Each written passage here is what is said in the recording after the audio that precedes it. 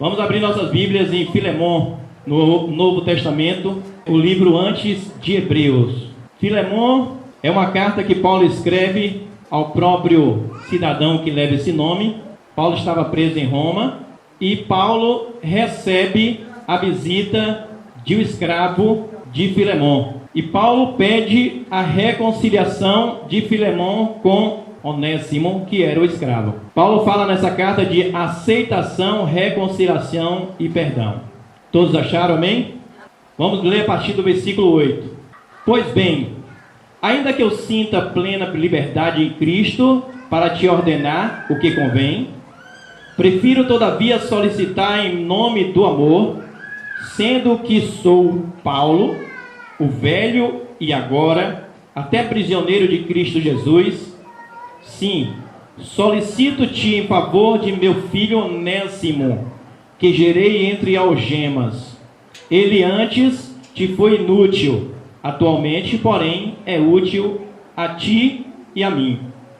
Eu te envio de volta em pessoa, quero dizer, o meu próprio coração. Eu queria conservá-lo comigo mesmo para, em teu lugar, me servir nas algemas que carrego por causa do Evangelho.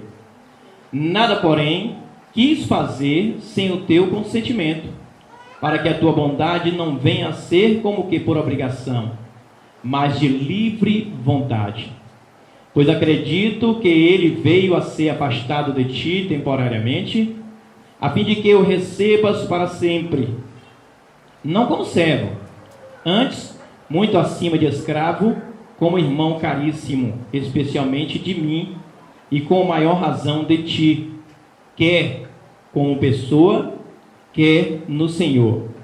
Se, portanto, me consideras companheiro, recebe-o como se fosse a mim mesmo, e se algum dano te fez, ou se te deve alguma coisa, lança tudo em minha conta.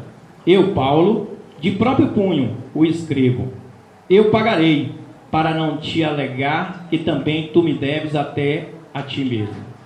Sim, irmão, que eu receba de ti, no Senhor, este benefício. Reanima-me o coração. Amém? Que Deus possa nos dar entendimento neste momento, para falar a mensagem que Ele quer deixar a essa igreja no dia de hoje. 3 situações Paulo fala aí nessa passagem. E nessas situações a gente lembra de que nos próximos dias vai começar a Semana Santa. O tema esse ano é o resgate. E aí eu pergunto aos que aqui estão: nós estamos preparados para resgatar pessoas ou nós precisamos ser resgatados? Nós estamos preparados para resgatar pessoas lá fora ou precisamos ser resgatados? Cada um precisa responder essa pergunta, porque aí estará realmente instruído a fazer a sua missão durante a Semana Santa. Essa história de Onésimo traz para a gente 3 situações que uma carta como essa tão pequena, nós não precisaríamos ler mais a Bíblia. Se a gente lesse só esta carta de Paulo a Filemon, e colocasse ela em prática na nossa vida, nós já seríamos salvos. Pela promessa que a Bíblia nos traz. Só essa carta aqui, que tem 23 versículos. Um capítulo e 23 versículos. Só isso aqui, se a gente lesse e colocasse em prática, não precisaria mais ler todo o resto da Bíblia, que já seria o suficiente para sermos salvos. Mas os versículos de 8 a 11... fala de aceitação. Paulo pede para Filemon aceitar o convertido Onésimo. Mas quem era Onésimo? Era um escravo de Filemon, que fugiu, além de fugir, roubou o patrão e andou 2.000 quilômetros, que era a distância entre Colossos, onde Filemon morava, e aonde Paulo estava, que era em Roma. 2.000 quilômetros ele andou e viajou.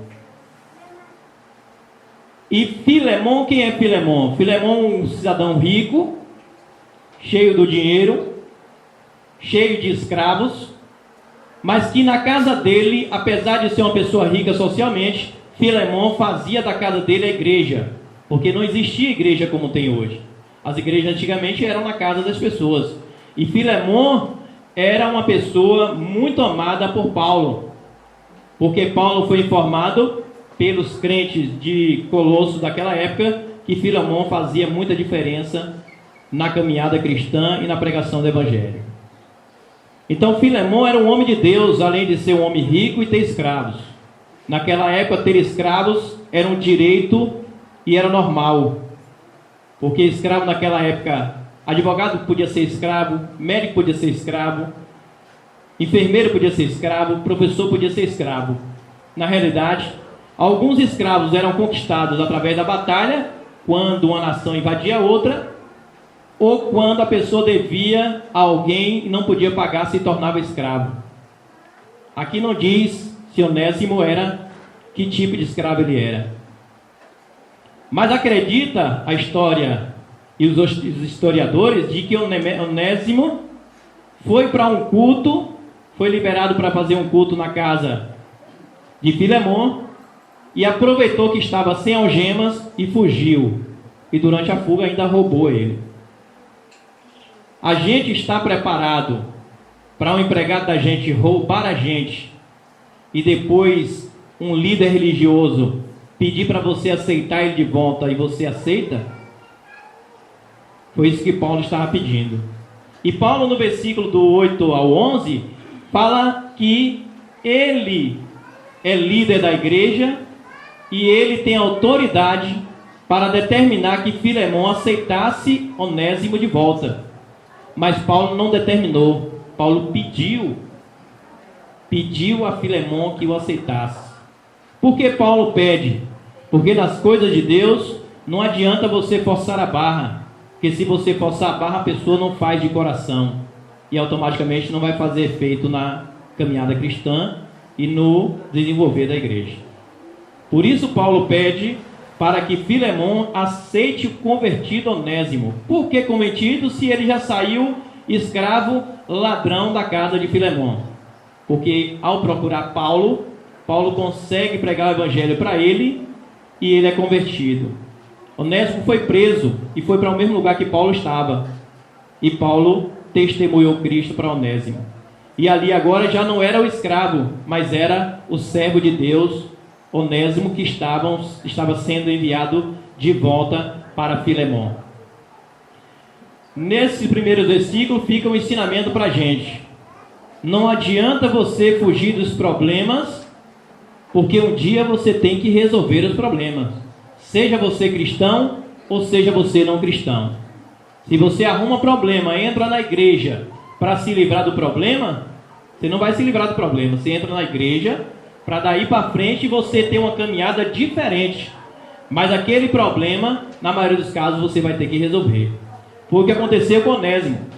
Ele fugiu, saiu como ladrão, porque achava que se fugisse da casa de Filemon, resolveria os seus problemas. Não seria humilhado, não seria chicoteado e não viveria debaixo das ordens de uma pessoa.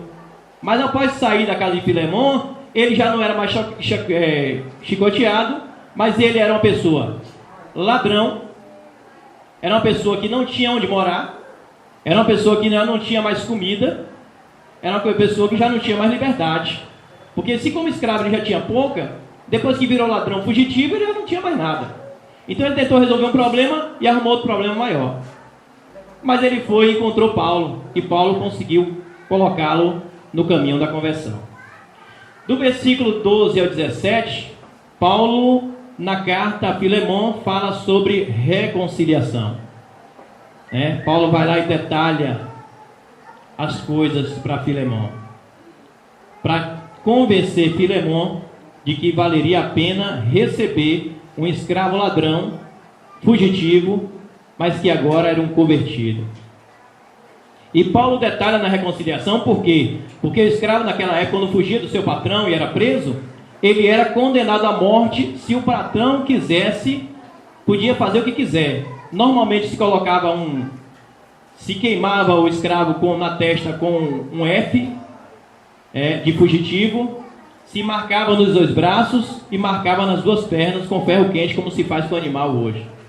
Escravo naquela época não era gente, não era considerado gente pela sociedade.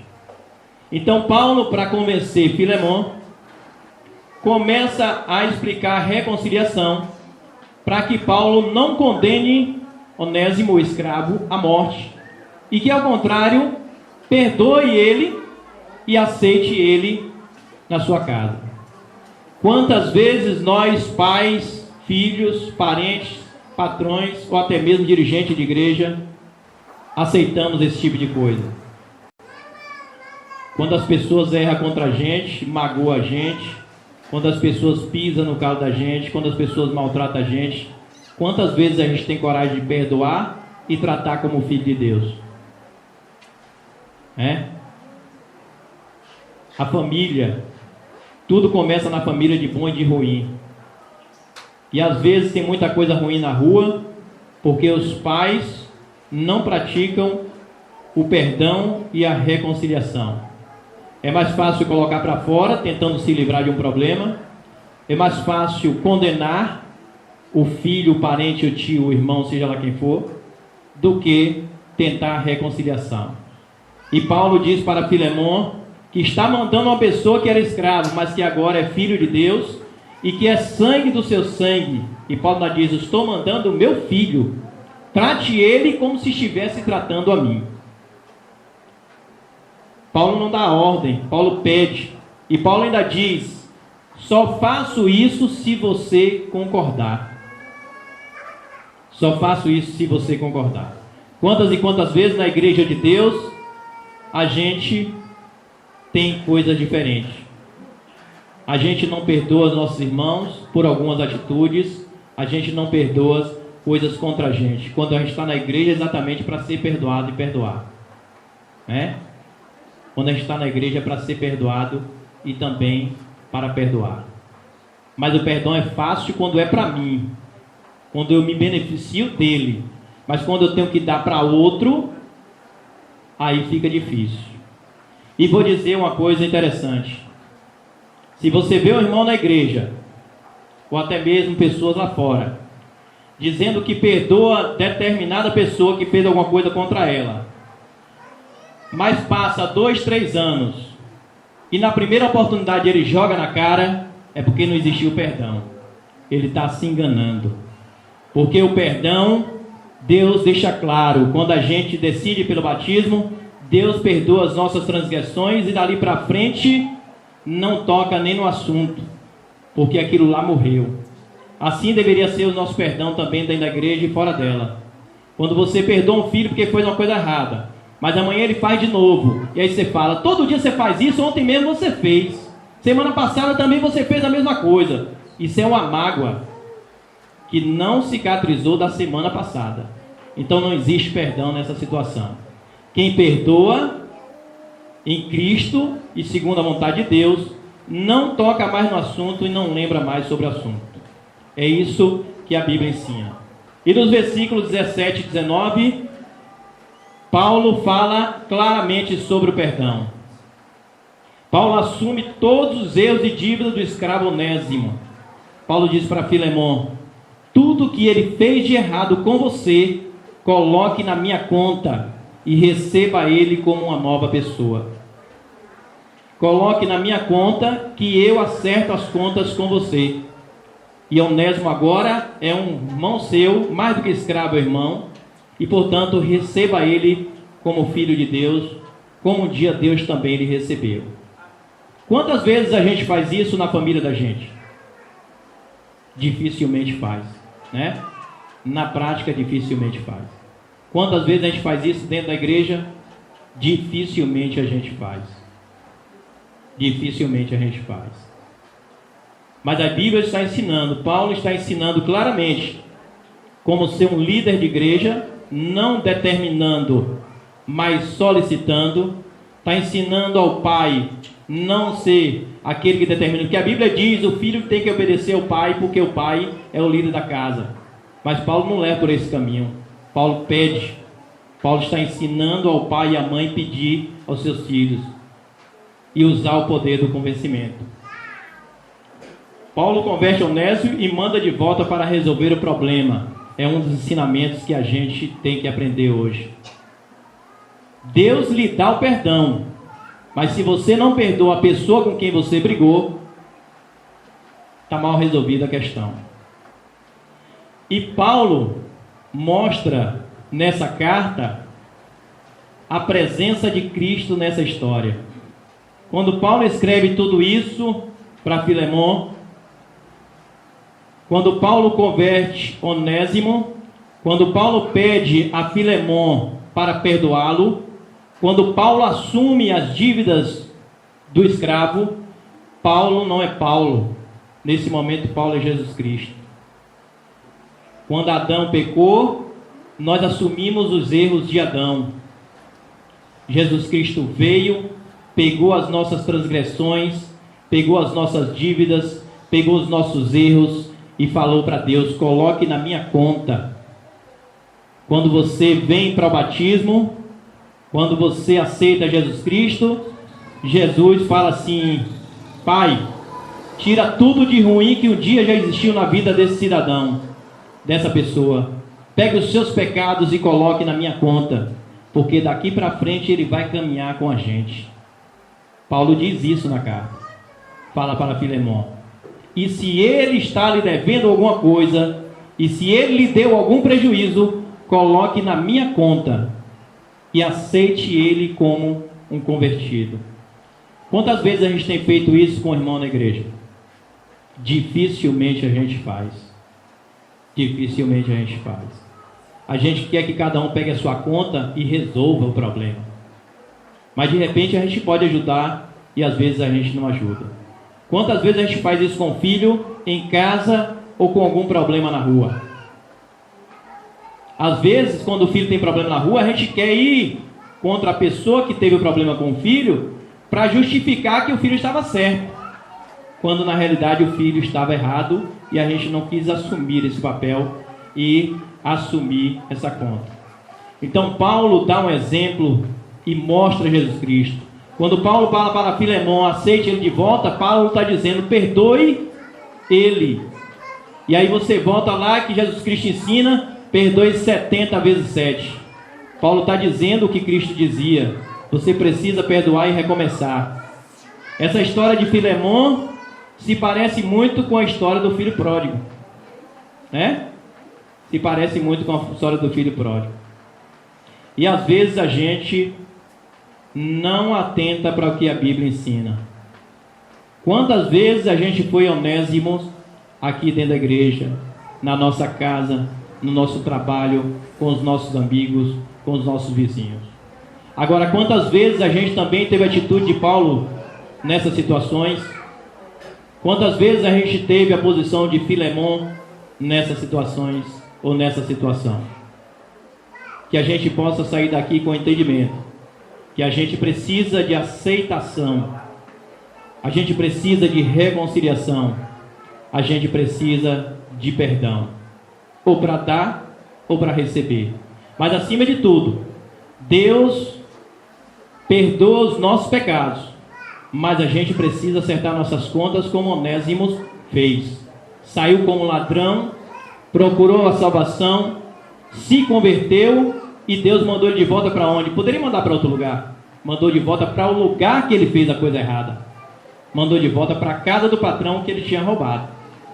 Mas em contrapartida, Deus ao mesmo tempo pediu para que o patrão fosse generoso com ele, misericordioso, assim como Jesus Cristo é no dia a dia com a gente. E Paulo aqui, para finalizar, mostra claramente a fisionomia de Jesus Cristo. Quantas vezes a gente tem refletido Cristo na vida do próximo? Quantas vezes a gente tem refletido Cristo no sábado sagrado? E eu abro um parênteses aqui para dizer uma coisa importante. Toda igreja tem uma pessoa que reflete Paulo e reflete Cristo. Toda igreja tem. E eu digo com privilégio de satisfação, que aqui na Igreja Adventista do Sétimo Dia em Arataca, desde que eu comecei a andar aqui e até hoje, eu tenho o privilégio, a honra e a satisfação de poder dizer que aqui existe uma pessoa que eu vejo Cristo nas suas atitudes, que eu vejo Cristo nas suas declarações, que eu vejo Cristo na sua forma de falar e que eu vejo Cristo nos problemas que eu procuro Ele com opinião e Ele dá. E essa pessoa chama-se Cleison. Cleison é a representação de Cristo em pessoa e o reflexo do Evangelho no dia a dia. Por que eu estou dizendo isso aqui? Porque as coisas ruins a igreja fala muito, mas as coisas boas às vezes a gente deixa de falar. E o Evangelho foi feito para ser proclamado, Jesus Cristo pediu isso. E eu, a minha família, tem em Cleison a representação de Cristo em pessoa. E que possamos seguir o exemplo dele, porque isso é possível nessa igreja. Nessa igreja que está caminhando para ser a Laodiceia, mas que a gente espera que tome o caminho diferente. Nas suas atitudes, nas suas formas, na resolução dos seus problemas, que a gente possa fazer como Paulo, que procurou resolver, que a gente possa fazer como Onésimo, que aceitou a correção, que a gente possa fazer como Filemon, que praticou o perdão.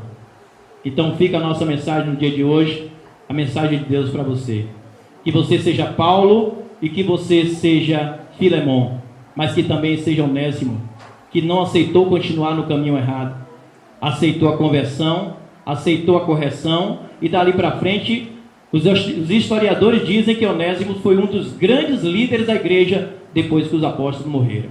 Que assim seja, e que o nosso clamor, o nosso pedido para hoje, que sejamos mais cristãos, menos Laodiceia, e a cada dia que estejamos mais próximos do apóstolo Paulo.